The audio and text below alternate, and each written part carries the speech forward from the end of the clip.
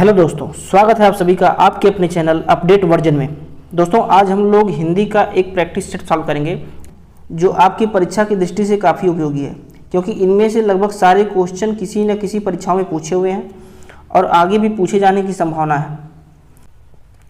तो चलिए दोस्तों, देर न करते हुए सेशन को शुरू करते हैं। पहला क्वेश्चन है, सभी स्वर क्या हैं? अल्प प्राण, महाप्राण, अघोष और इनमें से कोई नहीं। आपका आंसर हो जाएगा अल्प प्राण। सभी स्वर अल्प प्राण होते हैं। देखिए, सभी स्वर जो होते हैं अल्प प्राण होते हैं, और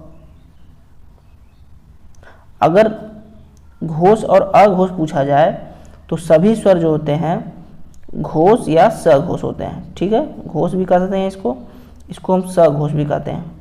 ठीक है, नेक्स्ट क्वेश्चन पर चलते हैं। हिंदी के जिन वर्णों का उच्चारण करते समय केवल श्वास का प्रयोग किया जाए उन वर्णों को क्या कहते हैं? ऑप्शन है अघोष, सघोष, अल्पप्राण, महाप्राण। इसका सही आंसर हो जाएगा अघोष। मतलब हिंदी के जिन वर्णों का उच्चारण करते समय केवल हम श्वास का प्रयोग करेंगे उन्हें हम अघोष कहते हैं। नेक्स्ट क्वेश्चन पर चलते हैं। निम्नलिखित में से कौन सा अंतस्थ व्यंजन है?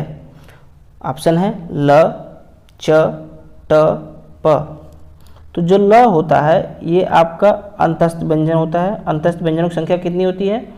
4 होती है। कौन कौन से? य, र, ल, व। ठीक है, इनमें से ये पूछा गया था कौन सा अंतस्थ व्यंजन है, तो आपका ल ऑप्शन जो था इसमें दिया हुआ था, ये ल वाला आंसर सही है। नेक्स्ट क्वेश्चन पर चलते हैं। व का उच्चारण स्थान है। ऑप्शन है दंत, ओष्ठ, दंतोष्ठ और कंठोष्ठ। सही आंसर हो जाएगा आपका ओष्ठ। ओष्ठ से जो है व का उच्चारण किया जाता है। दंत जो होता है आपका त वर्ग का उच्चारण करता है। दंत जो होता है त वर्ग का उच्चारण करता है। ठीक है, नेक्स्ट क्वेश्चन पर चलते हैं।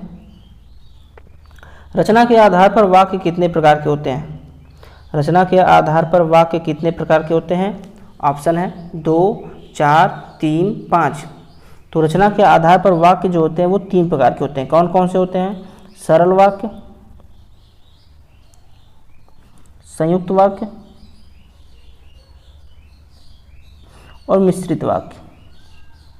हर परीक्षाओं में इन वाक्यों में से एक क्वेश्चन जरूर रहता है। वाक्य दे देगा, आपको पूछेगा कि ये कैसा वाक्य है। ठीक है, नेक्स्ट क्वेश्चन पर चलते हैं। 6 नंबर, प्रतिध्वनि में कौन सा उपसर्ग है? प्रतिध्वनि में कौन सा उपसर्ग है? ऑप्शन है प्र, प्रति, प्रत और प्रतिध्व। सही आंसर हो जाएगा प्रति। नेक्स्ट क्वेश्चन पर चलते हैं। योग रूढ़ शब्द कौन सा है? ऑप्शन है पीला, लंबोदर, घुड़सवार, नाक। इसका सही आंसर हो जाएगा लंबोदर। भाई, प्रयोग के आधार पर शब्द जो होते हैं 3 प्रकार के होते हैं, रूढ़, यौगिक और योग रूढ़। नेक्स्ट क्वेश्चन पर चलते हैं। उपसर्ग का प्रयोग होता है।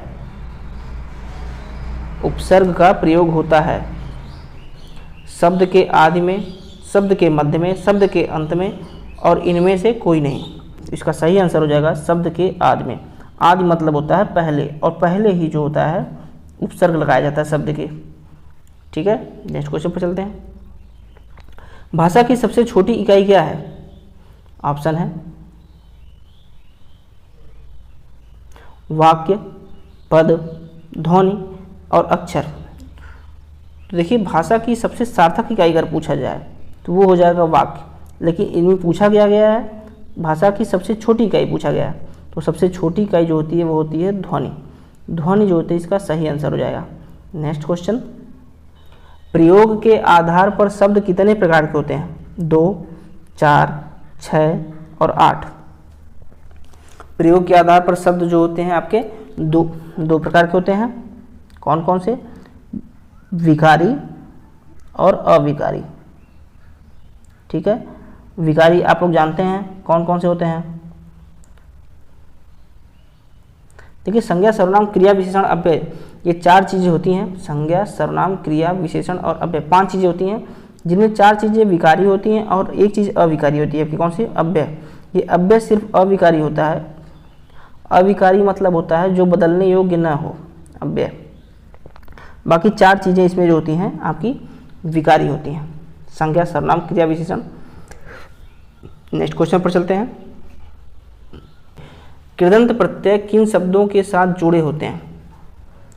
ऑप्शन है संज्ञा, सर्वनाम, क्रिया, विशेषण। सही आंसर हो जाएगा क्रिया के साथ। कृदंत प्रत्यय क्रियाओं के साथ जुड़ते हैं। नेक्स्ट क्वेश्चन पर चलते हैं। संज्ञा का प्रकार नहीं है व्यक्तिवाचक, जातिवाचक, भाववाचक और देशवाचक।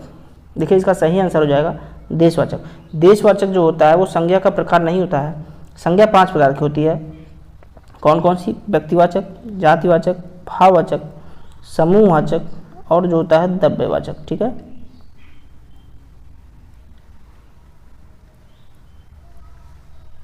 नेक्स्ट क्वेश्चन पर चलते हैं। वह लड़का बहुत अच्छा है में वह कौन सा सर्वनाम है? देखिए सर्वनाम आपके कितने प्रकार के होते हैं? 6 प्रकार के होते हैं प्रयोग के आधार पर। कौन कौन से? ये आपका निश्चयवाचक होता है, अनिश्चयवाचक होता है, संबंधवाचक होता है, निजवाचक होता है, पुरुषवाचक होता है और प्रश्नवाचक होता है। ठीक है, पुरुषवाचक और प्रश्नवाचक।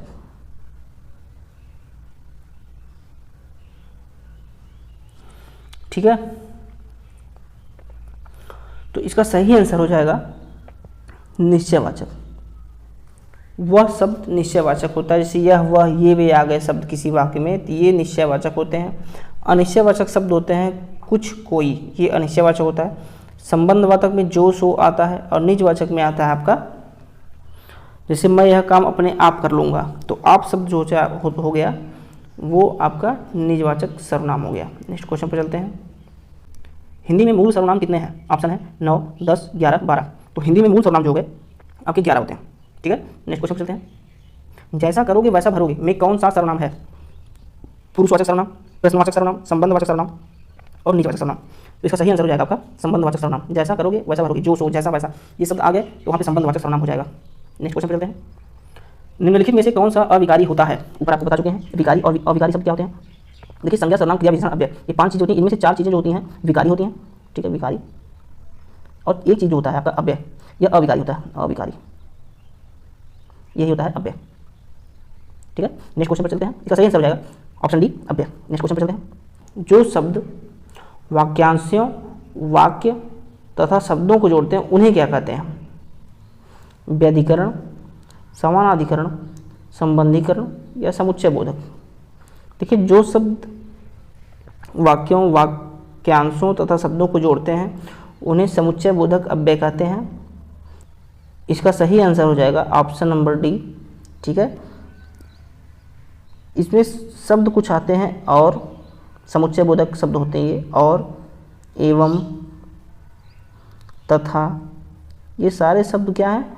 समुच्चय बोधक होगा। अगर किसी वाक्य में ये शब्द आ गए और आपसे अव्यय पूछ लिया कौन सा अव्यय है, तो वहाँ पे समुच्चय बोधक अव्यय आप मारेंगे। ठीक है, नेक्स्ट क्वेश्चन पर चलते हैं। हिंदी में वाच्य कितने प्रकार के होते हैं? तो भाई हिंदी में वाच्य जो होते हैं, ऑप्शन आपका है, देख लीजिए ऑप्शन क्या है। 1, 2, 3, 4। तो हिंदी में जो आपका वाच्य होता है, सही आंसर हो जाएगा इसका ऑप्शन नंबर सी। हिंदी में वाच्य जो होते हैं 3 प्रकार के होते हैं। कौन कौन से होते हैं? कर्तृवाच्य, कर्मवाच्य और भाववाच्य।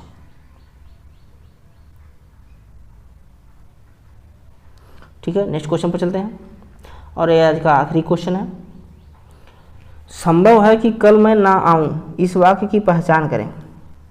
ऑप्शन ए सामान्य भविष्य, संभाव्य भविष्य, हेतुमत भविष्य या इनमें से कोई नहीं।